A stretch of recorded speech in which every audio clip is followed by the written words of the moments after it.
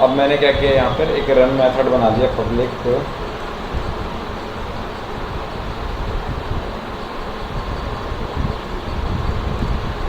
void और run।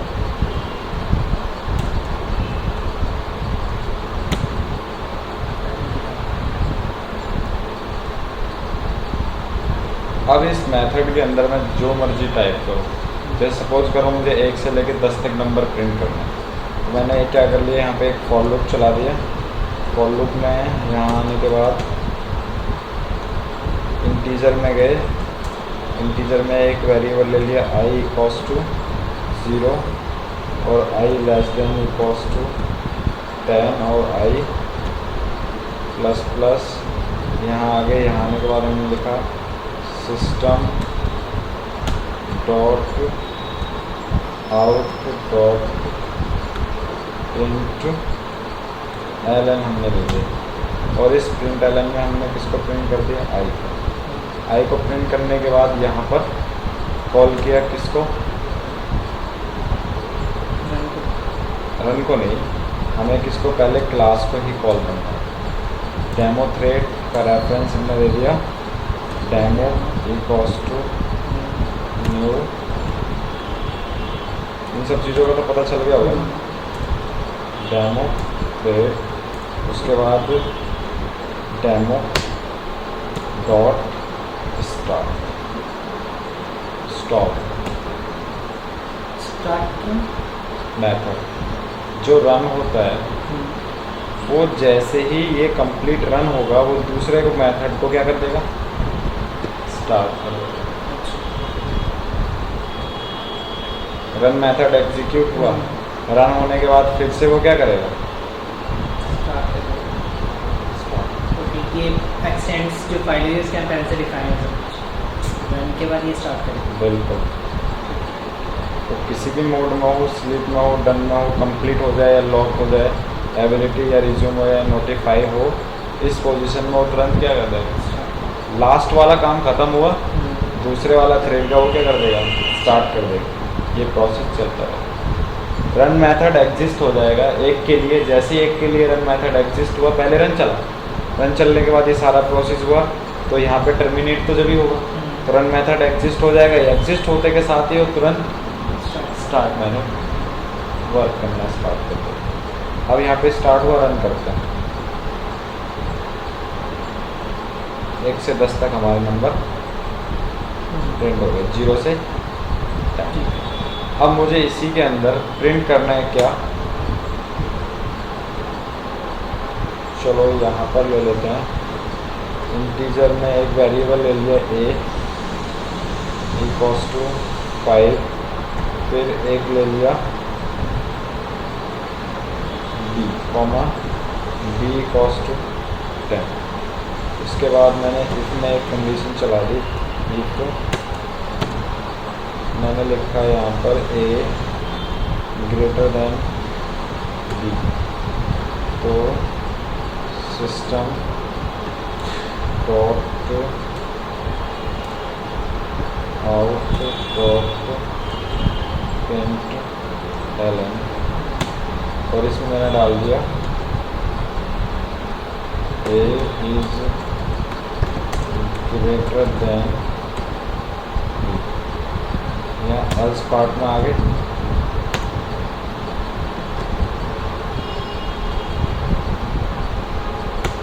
Else part में आके यहाँ लिखा system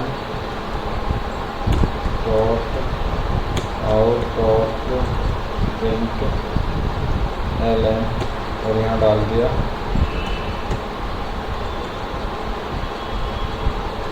b is greater then, run करो। स्टार्ट से तो हम लोग कोई मतलब ही नहीं। अब जैसे एक टास्क हो गया, फिर दूसरा टास्क हो गया, B is greater then,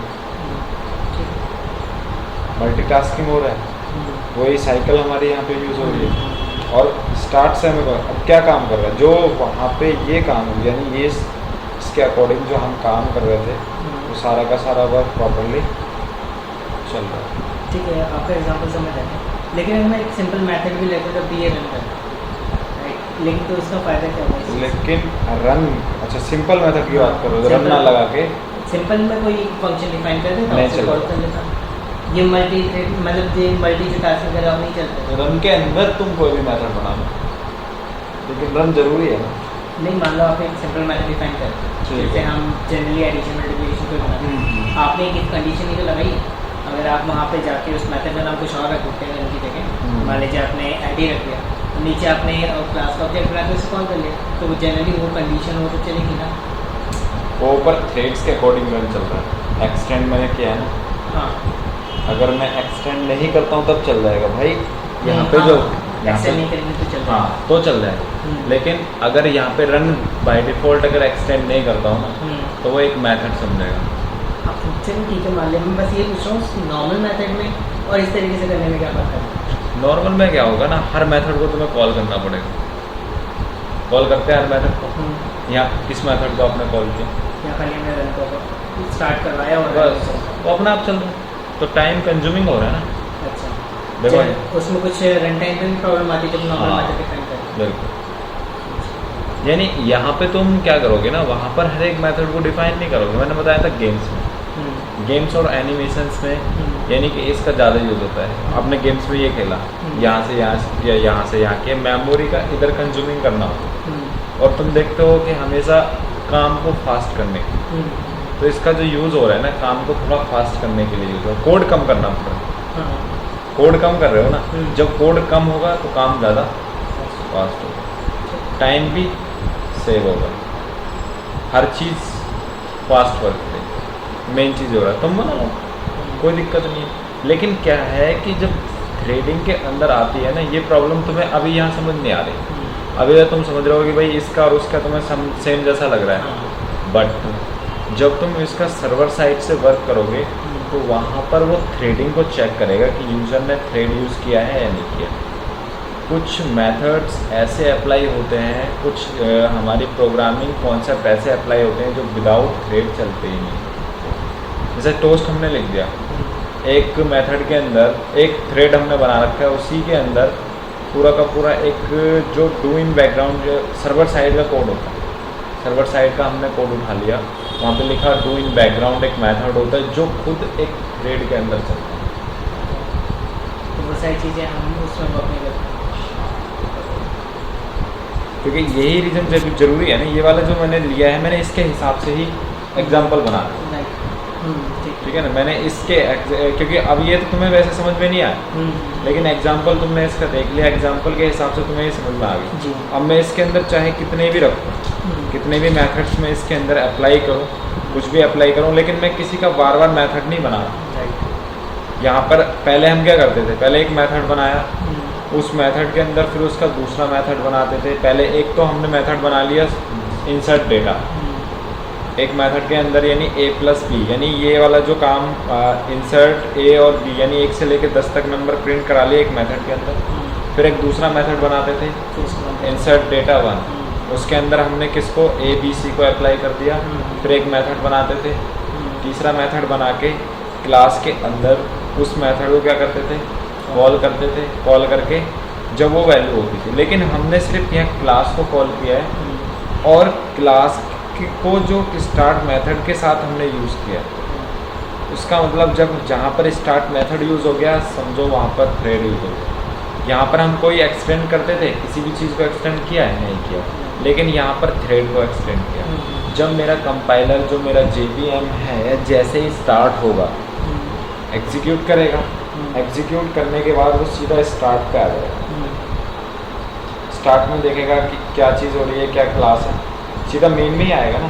main function में ही आएगा, और मेन फंक्शन में आने के बाद वो मेरी पहले क्लास को देखेगा, और क्लास के अंदर जो स्टार्ट मेथड है पहले स्टार्ट मेथड चलेगा, फिर मेरा रन चलेगा। फिर से स्टार्ट करेगा दूसरे के लिए, तीसरे के लिए, चौथे के लिए वो स्टार्ट करेगा रन। आगे समझ। अब आते हैं आगे। रनेबल क्या होता है? रनेबल मेरा खुद एक ऐसा इंटरफेस होता है जिसका यूज बहुत ज़्यादा है इसका रनेबल। ये क्या है, अभी तक इंटरफेस जो हम इंटरफेस नहीं पढ़ाया ना अभी ये के लिए क्लास में पढ़ाएंगे इंटरफेस में। तो उसमें क्या होता है, इम्प्लीमेंट करना होता है। इम्प्लीमेंट का मतलब होता है कि इंटरफेस का जो यूज़ होता है एक्सेस करना, वहाँ पर जो यूज़ हो रहा है इंटरफेस का वो एक्सेस करना होगा। इसके कुछ मेथड्स होते हैं, जैसे अभी रन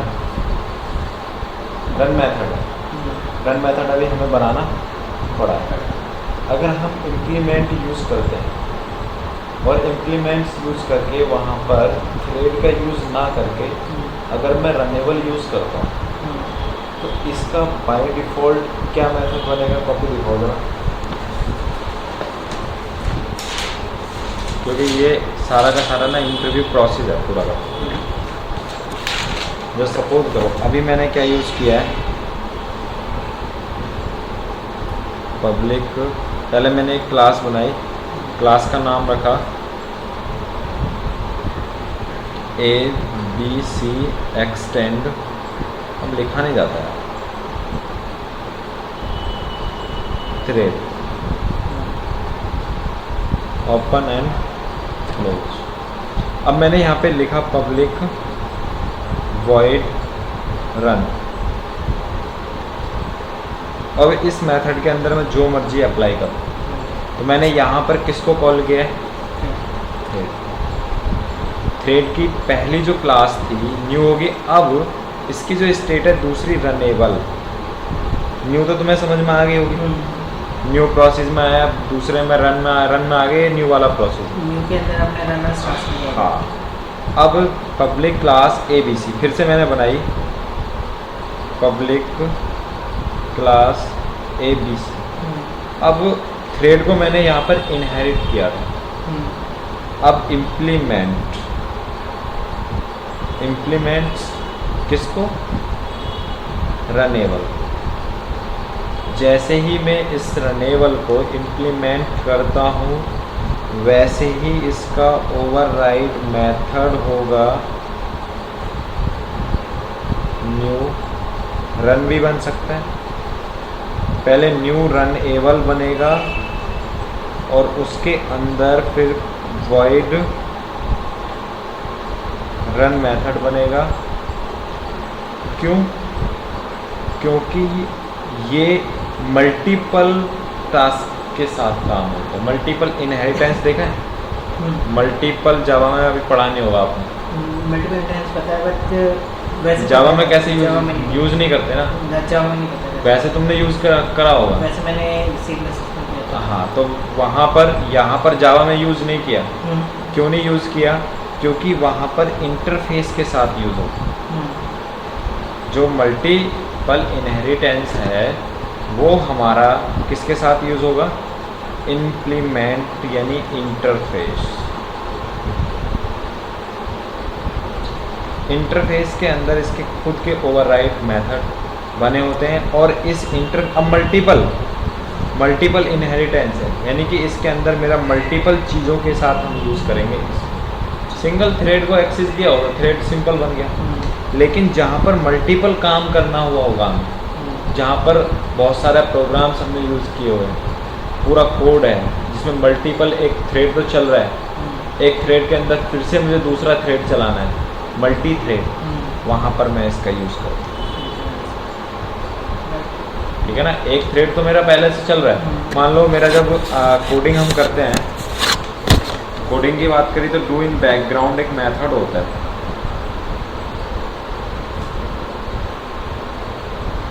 ये खुद एक थ्रेड होता है। अब मैं इसके अंदर एक टोस्ट मैसेज मैंने प्रिंट कर दिया, मुझे दूसरा इसके अंदर फिर से टोस्ट मैसेज प्रिंट करना है, किसी मेथड को कॉल करो, तो ये वर्क नहीं करेगा। क्यों? क्योंकि ये दिखाएगा कि यू आर ऑलरेडी यूज़ कर रहे हो, थ्रेड तो यूज़ कर रहे हो, बट वो दूसरे थ्रेड के अंदर इसको एक्सेस नहीं करने देगा। तो तुम्हें दूसरा थ्रेड अलग से, यानी इस काम को फिर से मैंने दूसरा टोस्ट मैसेज प्रिंट किया मेथड का यूज़ करके, लेकिन वो मेथड को मना कर देगा। आप कहेगा कि आप सिंगली काम नहीं कर रहे हो, आपको मल्टी थ्रेडिंग मल्टीपल मेथड का यूज़ करना होगा। तो फिर मुझे न्यू रनेबल मेथड बनाना पड़ेगा, उसका रन मेथड बनेगा और उस रन मेथड के अंदर मुझे अपना डेटा एक्सेस करना होगा। जब आप एंड्रॉयड में कोडिंग करोगे तो वहाँ पर ये कॉन्सेप्ट यूज होगा। डू इन बैकग्राउंड खुद एक मेथड बन गया, खुद एक थ्रेड बना हुआ है। इस थ्रेड के अंदर आप टोस्ट प्रिंट नहीं कर सकते। अगर आपको टोस्ट प्रिंट करना है तो वहाँ पर आपको मल्टी थ्रेडिंग का कॉन्सेप्ट यूज़ करना पड़ेगा। आपको मल्टी थ्रेडिंग है क्योंकि ये भी सर्वर साइड से होगा और आप यहाँ भी ये भी जो यूज़ कर रहे हो डेटा जो भी तुम्हें दिखाना है वो भी सर्वर साइड का यूज़ कर रहे हो, तो दोनों सर्वर साइड से आ रहे हैं। वो सर्वर साइड का थ्रेडिंग वाला यूज़ कर रहे हैं, फिर दूसरा थ्रेड चलाना होगा तो उसके लिए आपको यूज़ करना पड़ेगा रनेबल इम्प्लीमेंट इंटरफेस का यूज़ करना पड़ेगा, ठीक है ना।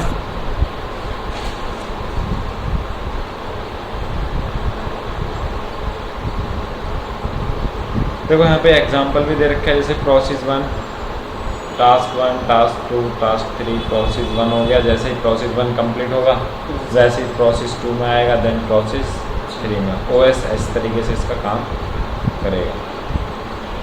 How to create thread, thread को कैसे क्रिएट किया जाता है। एक होता है there are 2 ways of the create a thread by extending thread class, मैंने एक्सेस करके तुम्हें बता दिया। By implementing runnable interface, 2 ways होते हैं। तुमसे अगर पूछा जाता है how to create the thread, आपको कैसे थ्रेड क्रिएट करना होगा, तो इसके हमारे 2 वेज होते हैं। पहला होगा थ्रेड क्लास के द्वारा और दूसरा होगा इम्प्लीमेंट रनेबल थ्रेड, ठीक है, रनेबल इंटरफेस। थ्रेड क्लास के अंदर थ्रेड होगा, थ्रेड के अंदर रनेबल ये मेथड्स दिए हुए हैं। अब देखो इसके अंदर commonly use methods for thread class, ये बहुत सारे मेथड्स दिए हुए हैं, ठीक। सबसे पहले run method, use it is use to perform the action for a thread. Start method का काम हो रहा है, तो ये समझ में आ गया होगा आपको। स्टार्ट मैंने बता दिया, रन मैंने बता दिया, स्लीप मैंने बता दिया। तो जो मेथड्स मोस्टली हम यूज़ करते हैं वो मैंने बता दिया जो हमें यूज़ करना है। जैसे स्लीप का मतलब होता है मिली सेकेंड के, मिली सेकेंड का मतलब कुछ टाइम हमें सेट करना है। से 1000 हमने दे दिया तो 1000 मीन्स मिली सेकेंड की बात करें तो 1 सेकेंड है। 2000 3000 4000 5000 जो भी हम दे रहे हैं वो हमारा मिली सेकेंड के लिए यूज़ होगा। ज्वाइन करने के लिए होता है waits for the thread to die, जैसे ही मेरा थ्रेड मरेगा वैसे ही दोबारा से कोई भी आकर के उसको ज्वाइन कर लेगा। इतने मिनट के बाद, इतने सेकंड के बाद ज्वाइन करे, उसको एक प्रायोरिटी सेट कर दी जाए, गेट प्रायोरिटी और सेट प्रायोरिटी। गेट प्रायोरिटी का मतलब है, तुमने देखा होगा कि कोई कुछ काम ऐसे होते हैं जो ऑटोमेटिकली चलने स्टार्ट हो जाते हैं, कुछ टाइमर जिसे कहते हैं टाइमर, जावा के अंदर वहाँ पर थ्रेडिंग यूज़ हो रहा है। तो जैसे अभी कुछ सेकंड मैंने टाइम दिया, ये काम हुआ। तुम एनिमेशन देखते हो, एनिमेशन में एक एक एक ऊपर नीचे ऊपर नीचे ऊपर नीचे वर्ड आते हैं। वहाँ पर हमें पहले उन वर्ड की सारी प्रायोरिटी सेट करना, return the priority of a thread. फिर उसकी प्रायोरिटी के हिसाब से उसकी प्रायोरिटी को पहले गेट करो फिर सेट करो, ठीक है। एक चीज़ ध्यान रखना, पूरे एंड्रॉयड के अंदर सबसे पहले कोई भी चीज़ होती है आपको पहले गेट करनी होती है। आप पहले गेट करते हो, गेट करके वैल्यू को सेट करते हो। एंड्रॉयड में, जावा में, .NET में, PHP में, किसी में भी चले जाओ, पहले डेटा गेट होता है। जब आप पहले डेटा गेट कर लेते हो फिर तभी आप अपने डेटा को सेट करते हो। सेम काम यहाँ हो रहा है। Get name, set name, current thread, get ID, ये सारे मेथड्स हैं जिनका यूज़, जो यूजेबल मेथड्स थे वो मैंने बता दिया, ठीक है। उसके बाद आता है मेरा रनेबल इंटरफेस। रनेबल इंटरफेस के अंदर क्या है, the runnable interface should be implemented. जो क्या होगा मैंने भी बताया था तुम्हें, इम्प्लीमेंट्स इंटरफेस के साथ यूज़ हो रहा है, तो ये होगा the runnable interface should be implemented by any class whose instance are intended by the execute by a runnable interface. तो ये क्या करेगा, runnable interface have only one method name run. Public void run is use to perform action for a thread. जो भी action perform करना होगा thread के साथ, जो भी एक्शन परफॉर्म करना होगा वो मेरा रन मेथड करेगा। जो भी एक्शन मुझे परफॉर्म करना होगा मेरा रन मेथड परफॉर्म करेगा। उसके बाद आता है मेरा स्टार्ट मेथड। अब देखो यहाँ पर थ्रेड का मैं बता चुका, ठीक है ना, यहाँ तो छोटा सा ही है। अब इम्प्लीमेंट की बात आती है, तो इम्प्लीमेंट में आ जाते हैं। चलो मैं बता ही देता हूँ उसको।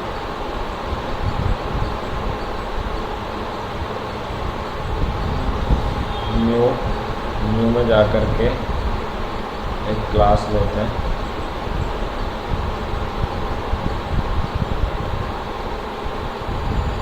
क्लास का नाम ले लेते हैं इम्प्ली थ्रेड।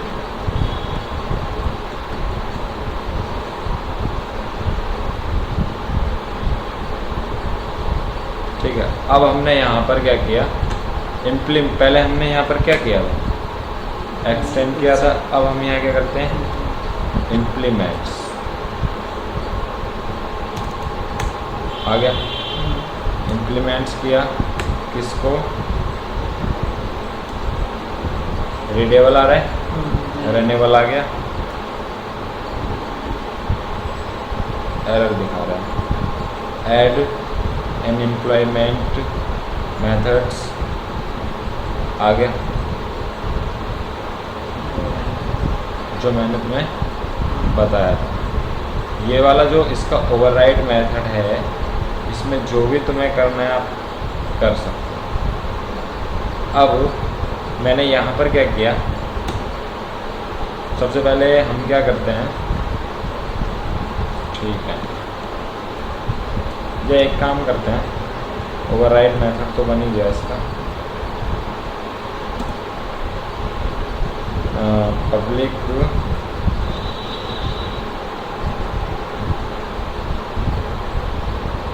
इसी के अंदर बना लेते हैं।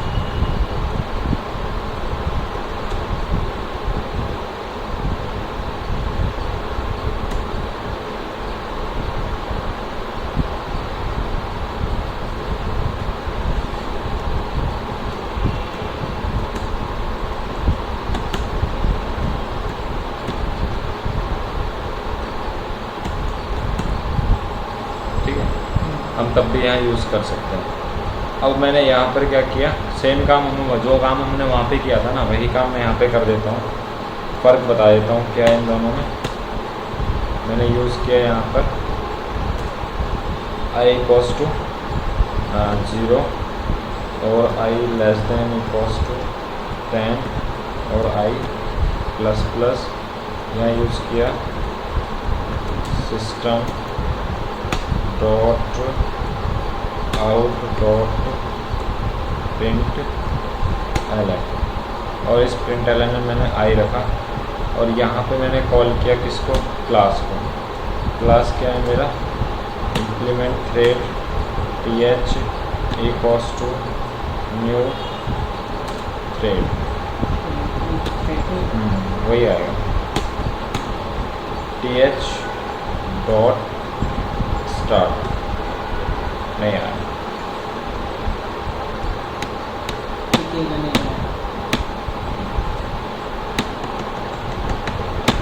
हमें क्या करना पड़ेगा, थ्रेड चलाना पड़ेगा।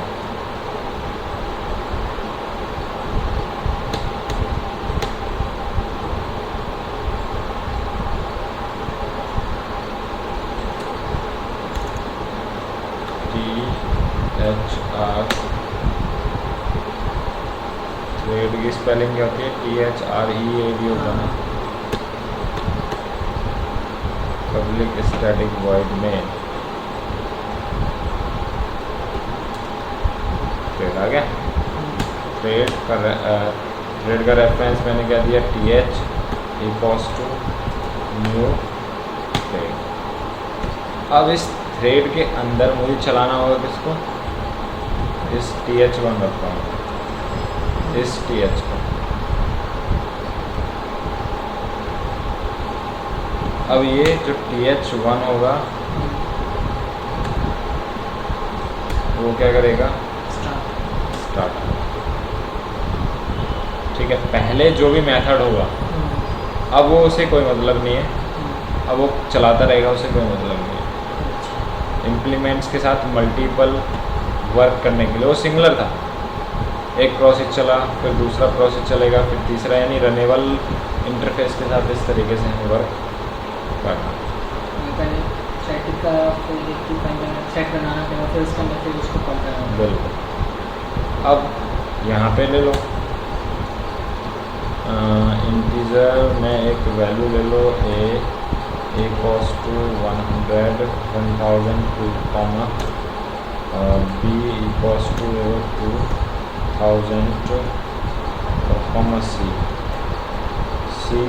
Equals to A plus B, और system dot out dot print LN, इसमें मैंने रख दिया सी को, और आउटपुट दे दिया यहाँ पर आके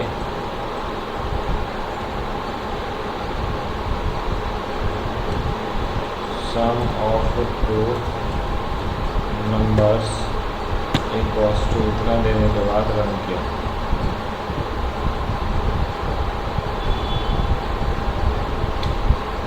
ठीक है ना। तो यहाँ पे इस तरीके से जो हम थ्रेड का यूज़ कर सकते हैं, एक थ्रेड क्लास के द्वारा और एक इम्प्लीमेंट करने वाले, इसमें भी हमें सेट करना पड़ेगा। हाँ। थ्रेड के अंदर वो कॉल। दो तरीके होते हैं थ्रेड को कॉल करने के लिए, दोनों तरीके मैंने बता दिए। थ्रेड भी समझ में आ गया होगा, मल्टी थ्रेडिंग नहीं होगा। ठीक है। अब इसके अंदर इंटरफेस पढ़ाना बाकी रहेगा।